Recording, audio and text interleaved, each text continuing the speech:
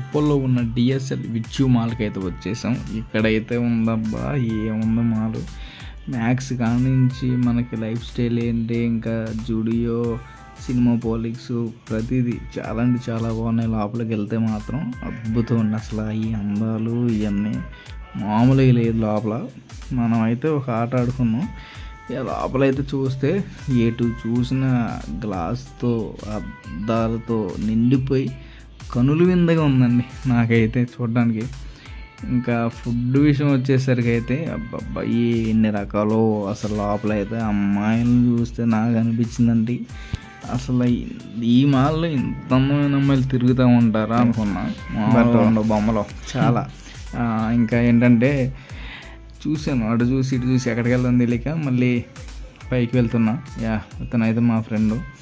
సరేలేని ఏం చేద్దామని ఆలోచిస్తా తిరుగుతా ఇంకేముంటుంది తిరగడానికి మనకి. సరే అని గేమ్ షోలోకి అయితే లోపలికి ఎంటర్ అయ్యాం. ఇక్కడైతే ఫ్రీ అనండి ఎంట్రీ అయితే. అబ్బో గేమ్స్ ఉండే మామూలుగా ఉండదు, ఫ్రీ ఫైర్ ఆడినట్టే అన్నీ.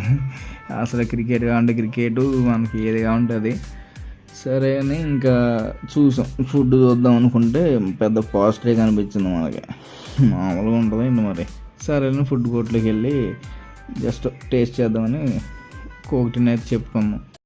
లోపల చూస్తూ ఉందండి ఎక్కడో అబ్రాడ్ కంట్రీకి వెళ్ళినట్టు అనిపించింది, అంత ఫీలింగ్ వచ్చింది. సరే అని స్ప్రైట్ ఆర్డర్ ఇచ్చి తాగితే ఏముంటుంది డబ్బులు పాక తప్ప. బయట 15 రూపాయలతో అయిపోయేది, లోపల 70 రూపాయలు పెట్టాం.